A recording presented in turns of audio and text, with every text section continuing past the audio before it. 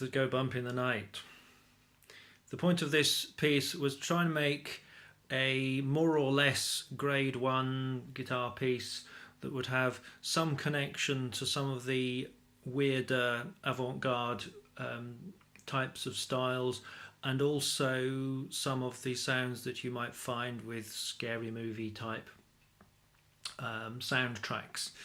And the special techniques that are used in this piece, if you look at the first line, you've got scratching the string, pretending to be a mouse.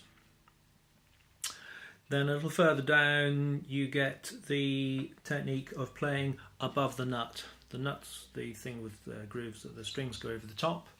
So you just play the strings like that.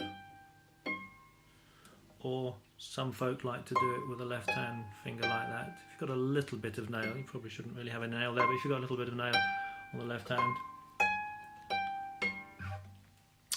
And then the technique of fretting a note, in this case on the 6th string, on the 12th fret, and then playing it above the fret and below the fret, like that. Sometimes I like to do it with 2 different fingers like that.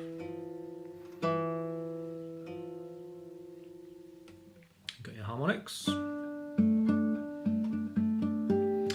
And then right at the end of the piece, we're just talking about guitar 1 here, of course, got this thing called a Bartok Pitz, or Bartok pizzicato, so it's just about the noisiest thing you can do. What you do is you pick the string with your thumb from underneath, you do exactly opposite what you're normally told to do. You pull it away from the fretboard and you let it go very abruptly, and it makes a very loud noise. You ready for this? You meant to stop it a bit more cleanly than that as well. The other particular things about this piece, partly to make it doable but make it sound a little avant-garde, is there are lots of places where the 2 guitars are meant to play out of time with each other.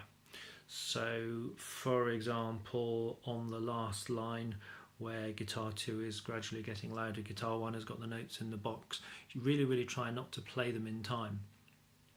And the line above that, when you're doing the above the nut, make sure that that's out of time with guitar 2. The only bit you do play in time, obviously, is the bit, the 3 lines in 3/4 time. And partly because of this thing of how the parts are not actually playing in time a lot of the time, it's a good example of the piece where you really need to watch the other player and take a lot of you take a lot of visual clues from each other about when it's time to move on, the amount of time that you're putting into doing a particular part of the piece. Lots of sections of it, like the first line for example, it's up to you how long you make the scratching last, or the tick-tock sound in guitar 2.